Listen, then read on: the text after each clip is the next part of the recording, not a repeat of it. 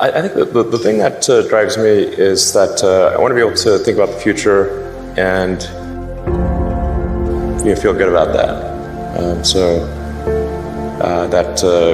We're doing what we can to have the future be as good as possible, to be inspired by what is likely to happen, and to look forward to the next day.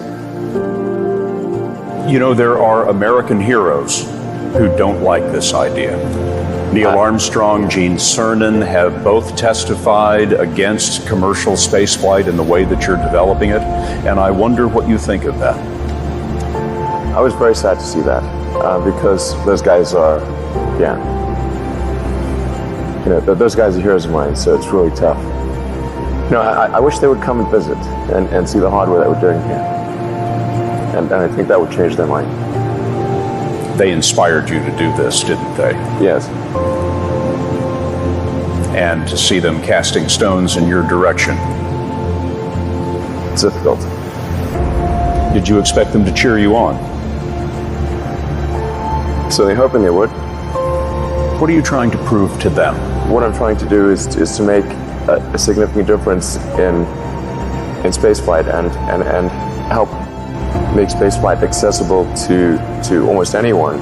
And I would hope for as much support in that direction as we can receive. Why is no one else doing these things? What's your pain threshold? Well, if it's real high.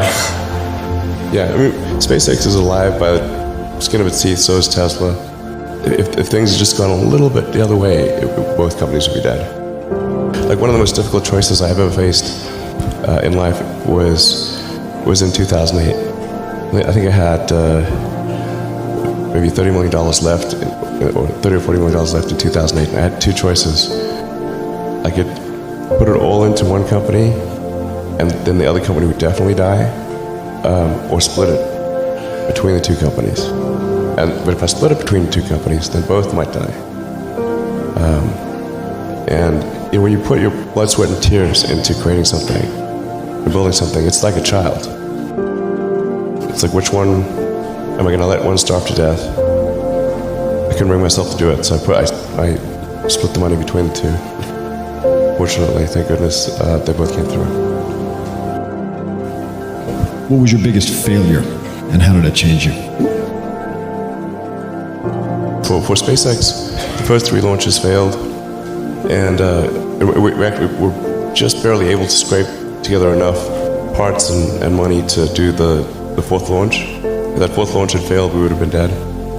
I tried very hard to get the right expertise in for SpaceX. I tried hard to find a great chief engineer for the rocket, but the good chief engineers wouldn't join, and the bad ones, well, there was no point in hiring them. So I ended up being chief engineer of the rocket.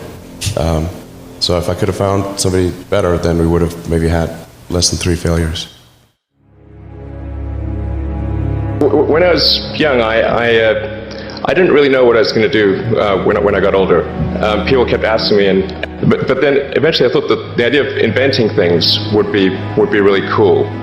And the reason I thought that was because I read a quote from Arthur C. Clarke, which said that a sufficiently advanced technology is indistinguishable from magic, and that's really true.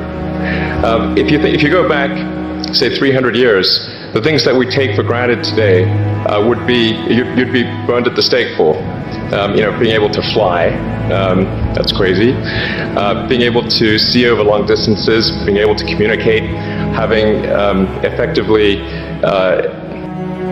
with the internet a group mind of sorts, and having access to all the world's information instantly from almost anywhere on the earth. This is stuff that really would be magic, or would be considered magic in times past. In fact, I think it actually goes beyond that, because there are many things that we take for granted today that weren't even imagined in times past. They weren't even in the realm of magic. So it actually goes beyond that. So I thought, well, if I can do some of those things, basically if I can advance technology, then that's like magic, and that would be really cool. And I was at sort of a slight existential crisis because I was trying to figure out what does it all mean? Like, what's the purpose of things? And I came to the conclusion that if we can advance the knowledge of the world, if we can do things that expand the scope and scale of consciousness, then we're better able to ask the right questions and become more enlightened, and that's really the only way forward. I think certainly being focused on something that you're confident will have high value to someone else, and just being really rigorous in making that assessment, because people tend to, a natural human tendency is wishful thinking.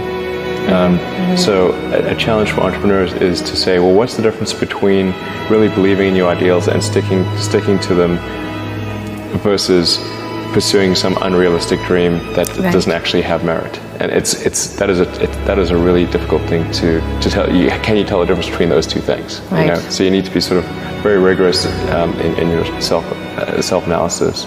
I think certainly extremely tenacious, and then just work like hell. I mean, you just have to put in, 80 to 100 hour weeks every week.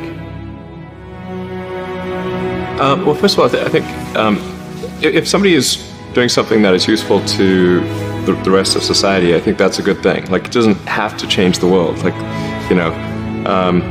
if you're doing something that has high value to people, and frankly, even if it's like just a little game, or